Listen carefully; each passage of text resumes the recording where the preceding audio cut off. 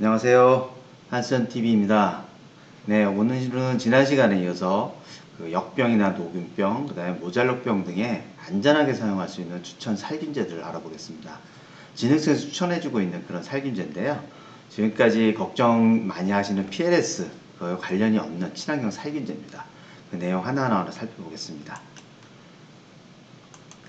그 역병이나 녹균병, 모잘록병 하면 상당히 무서운 병입니다. 특히 역병 같은 경우는 이렇게 그 감자 같은 경우 뿌리 또는 그 줄기에도 오고요. 그 다음에 고추라든가 다른 작물에도 많이 오고 있습니다. 녹균병 같은 경우는 그 포도, 그 다음에 이런 십자각과 작물에도 병이 나타나고 있고요. 모잘록병이라고 하면 모를 키울 때 이렇게 작물 키워지던 모 사이에 이렇게 대부분 죽어서 구멍이 빈다고 해서 모에 아래쪽이 잘록해지면서 죽는다고 해서 모잘록병이라고 하는데요. 이런 병들은 공통된 특징이 있는데 이 병을 방지하는 데 있어서 대부분은 지금까지 화학농약으로 방지를 해왔습니다. 화학농약이 큰 문제는 없었지만 최근에 이제 PLS가 시작되면서 PLS 걱정 때문에 마음 놓고 살균제 사용하시는 데 좀 걱정이 있죠. PLS 걱정 없이 사용할 수 있는 살균제를 오늘 말씀드릴 건데요. 일부분들은 들어보신 적이 있는 제품일 수도 있습니다. 그 제품은 뭐냐면 고함량의 아인산입니다. 아인산 하면 어딘가 많이 익숙하시죠? 인산인가? 이런 말씀을 하실 수도 있고요. 예, 바로 인산입니다. 근데 인산인데 구조가 약간 달라서 아인산이라고 부릅니다. 그래서 아인산이라고 부르는 이유는 그 인산과는 구조물질이 조금 다릅니다. 하지만 식물체 안에 들어가서 산화되면, 산소와 결합해서 산화되면 인산으로 바뀝니다. 그래서 식물이 이용하는 인산 비료가 되는 거죠. 그 전에 산화되기 전의 구조로 아인산이라는 특수한 구조의 물질을 띠고 있는 인산이 있는데요. 이 아인산은 역병균이라든가 피시움이라고 아까 말씀드린 모잘록병을 일으키는 병원균입니다. 녹균병, 이런 균들의 인산 대사를 억제하거나 방해를 해서 병원균을 직접 죽이거나 생장이나 번식, 확대되는 것을 퍼져나가는 것을 억제해주게 됩니다. 그와 함께 또 그 중요한 특징이 식물체가 갖고 있는 고유의 병에 대한 방어 시스템, 방어 기작을 자극해서 저항성이 좋아집니다. 그래서 내병계가 아닌 품종도 내병성 품종으로 바꿔준다고 보시면 됩니다. 그 다음에 물에 워낙 잘 녹기 때문에 그 식물체 안에 들어가면 물관이나 췌관을 통해서 자유롭게 위아래로 왔다 갔다 합니다. 그래서 지상부, 지하부 할 것 없이 역병과 녹균병, 피시움병을 효과적으로 방지할 수 있고요. 용해도가 매우 높고 때문에 일반적인 인산비료는 흡수가 잘 안 된다는 문제가 있잖아요. 아인산은 흡수가 아주 잘 됩니다. 그래서 관주를 하든 연면시비를 하든 흡수가 아주 잘 되는 그런 특징을 갖고 있습니다. 또한 독성이라든가 환경오염 위험이 매우 낮기 때문에 아주 안전하게 쓰실 수 있는 친환경 살균제고, 또한 병원성에 대한 병원균의 저항성이 잘 나타나지 않습니다. 그래서 계속 사용하셔도 저항성 문제가 없다는 그런 큰 장점이 있습니다. 이 모든 내용들은 그 농사로 홈페이지에 가면 다 나와 있는 내용입니다. 제가 이렇게 따로 말씀드린 게 아니라 진흥청에서 운영하는 농사로에서 이런 관련 내용들을 다 알려드리고 있습니다. 그래서 똑같은 농사로 홈페이지에 이제 진흥청 주관으로 했던 여러 가지 시험 성적들인데요. 고함량의 아인산을 써서 상추라든가 토마토에서 역병이 어떻게 방제가 됐는가를 비교를 했는데요.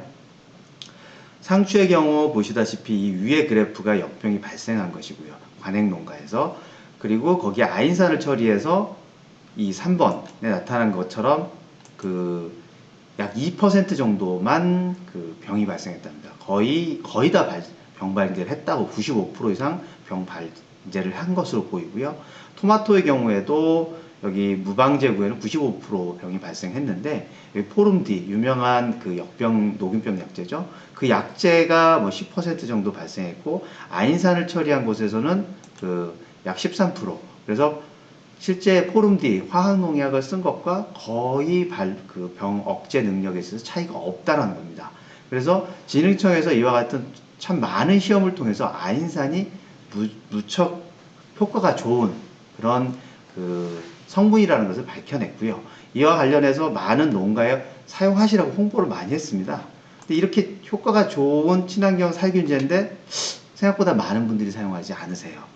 그 이유가 뭘까 싶은데요. 물론 90년대 후반이나 2000년대 초에는 많은 분들이 사용하시고 나서 본인들 기대 효과와 좀 달랐을 수도 있지만 많이 사용하지 않는 이유를 저는 크게 두 가지 정도로 생각해 봤는데, 그 첫 번째 이유는 아마 치료 위주로 약을 사용하시는 농가의 관행 때문일 것 같고요. 두 번째는 농약회사의 정책 때문이 아니었을까 싶습니다. 그래서 좀 예민할 수도 있는 내용이기 때문에 제 추론이고요. 첫째는 이 치료 위주로 약을 쓰시다 보니까 역병균이 발생 초, 발병 나기 전 또는 발생 초에 사용하셔야 되는데 농가분들이 시력도 많이 안 좋으시고 어르신들이 많잖아요.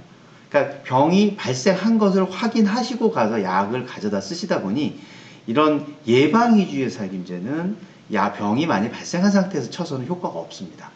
근데 화학농약으로 많이 개발된 제품들은 치료 효과가 상당히 뛰어나죠. 포름디를 포함해서. 그러면 그런 제품들은 치료 위주로 약을 쓰기 때문에 그 속도로 약을 사용하시면 효과가 나오질 않아요. 그리고 두 번째는 농약회사가 정책적으로 별로 이 제품을 홍보하거나 밀지 않았을 것 같다라는 건데, 이유가 뭐냐면 아인산은 특허로 보호받을 수 있는 물질이 아니에요. 누구나가 사용할 수 있는 물질입니다. 근데 농약회사는 사실 특허로 보호받는 제품을 판매해야 사실 독점성이 생기기 때문에 그 영업적으로 도움이 되겠죠. 그래서 농약회사 입장에서 아인산이 크게 매력적인 제품은 아니었을 거라고 생각합니다. 그러다 보니 농가에 많이 이 제품이 홍보가 되지 않고 또 사용해 보신 분도 효과가 별로 아닌가라는 이런 생각들을 하시는 것 같아요. 하지만 아인산은 예방용으로 사용하시게 되면 효과가 아주 뛰어납니다. 시험 성적에서도 그렇고 실제 이렇게 사용하시는 분들도 많이 있습니다. 그래서 아인산은 예방이다. 그래서 병이 올 것 같다 싶으시면 예방용으로 쓰시면 됩니다. 그럼 예방용으로 쓰면은 병이 안 오면 낭비 아니냐라고 생각하시죠? 그렇지 않아요. 아인산은 식물체 안에서 인산으로 바뀐다 그랬죠. 비료 줬다라 생각하시면 됩니다. 인산질 비료, 그렇지 않아도 흡수가 어려운데 아인산을 주면 일정 시간 지나고 나면, 물론 치자마자 바로가 아니라 지효성 인산이라고 생각하시면 돼요. 하지만 100%다 인산으로 바뀌고 그것이 다 식물체가 이용하는 비료로서 쓰이게 됩니다. 그러니까 예방용으로 쓰시면 병도 막고 그 다음에 인산질 비료도 주는 두 가지 효과를 동시에 볼 수 있습니다.